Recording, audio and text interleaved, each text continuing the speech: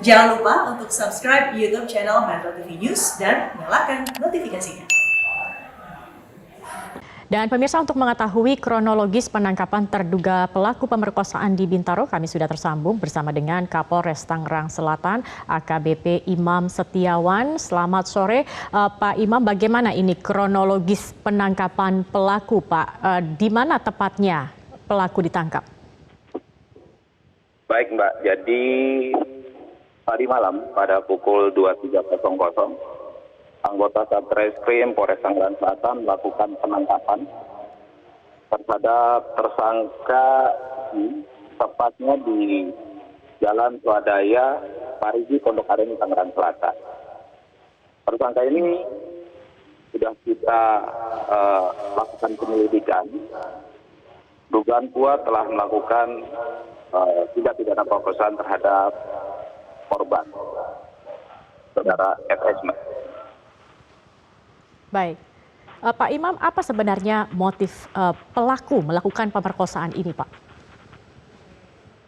Dari hasil pemeriksaan sementara bahwa pelaku ini awalnya akan melakukan pencurian yang kemudian melihat korban dalam keadaan tertidur dan perbuatannya itu diketahui oleh korban. Jadi korban terbangun karena ada orang lain yang masuk ke dalam rumahnya, sehingga pelaku melakukan penganiayaan dan diteruskan dengan pemerkosaan.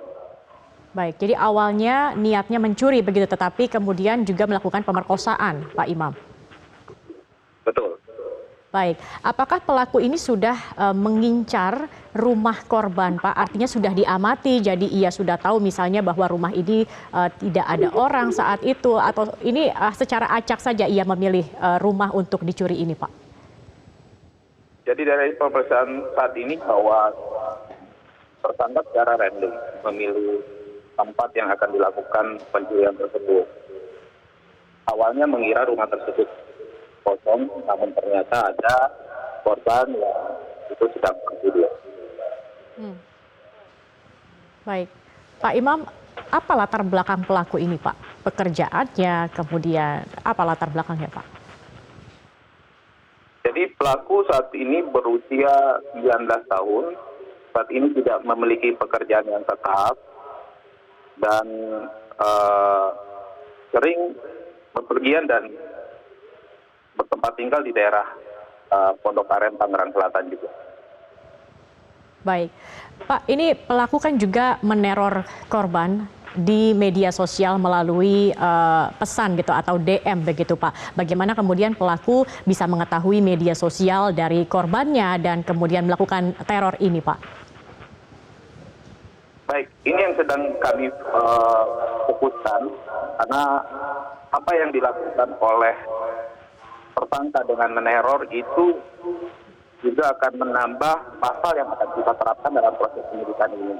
Kita ketahui bahwa dalam proses teror itu tersangka mengirimkan gambar alat kelamin, kemudian melakukan pengancaman terhadap korban, sehingga kami akan tambahkan Undang-Undang ITE.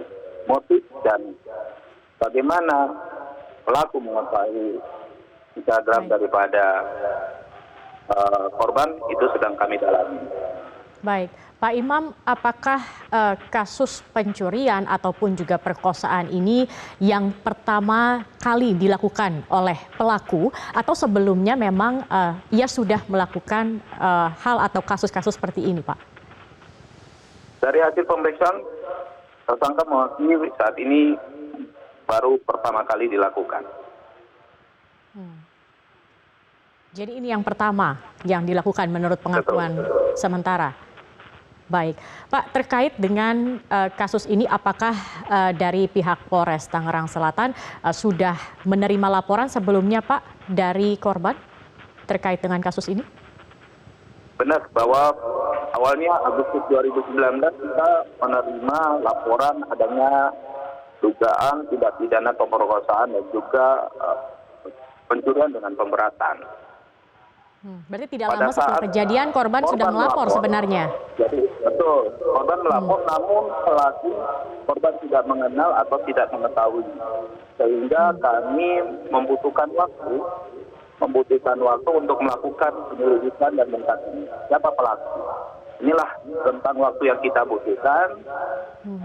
Kita melakukan analisa, kemudian juga beberapa informasi di lapangan kita kembangkan, dan bahkan yang terakhir juga dengan adanya Pak Imam, mengapa begitu lama, Pak? Ini kan dari Agustus 2019, bahkan kalau kita lihat yang viral ini, bahkan CCTV-nya ada begitu yang menunjukkan pelaku. Apa kesulitan kepolisian saat itu, Pak Imam? Ya, baik. Ini yang perlu saya jelaskan bahwa awalnya korban tidak mengetahui dan mengenal pelaku. Kemudian saksi dari perkara ini tidak ada yang mengetahui pasca kejadian itu secara detail dan bisa membantu mengidentifikasi pelaku. Sehingga kami, penyidik, membutuhkan waktu untuk mengungkap perkara ini. Ya. Kemudian kami juga melakukan analisa di lapangan dan terakhir kita juga melacak pelaku ini dengan menggunakan analisa media sosial berupa direct messenger yang dikirimkan oleh pelaku. Sehingga identitas pelaku dengan mudah kita ketahui dan kita melakukan penangkapan. Dan ini membutuhkan waktu sekitar 1 tahun begitu Pak. Bahkan untuk melacak dari media sosialnya juga ini butuh waktu lama begitu Pak prosesnya. Betul, karena case ini sangat minim terhadap maksudnya saksi-saksi yang memberikan keterangan terkait dengan siapa pelaku, kita butuh waktu yang lumayan lama. Baik, Pak Imam, saat ini pelaku sudah tertangkap, kemudian apa lagi yang akan dilakukan oleh pihak kepolisian terkait dengan kasus ini? Ya, kemudian kita akan melakukan proses hukum, bagaimana yang kita akan lakukan, membawa yang tersangka ke pengadilan untuk mempertanggungjawabkan perbuatannya, namun juga kita kembangkan hal-hal yang belum kita lengkapi, salah satunya adalah kita akan mendapatkan pasal ITE, karena tersangka melakukan pengancaman, mengirim gambar yang tidak senonoh kepada korban.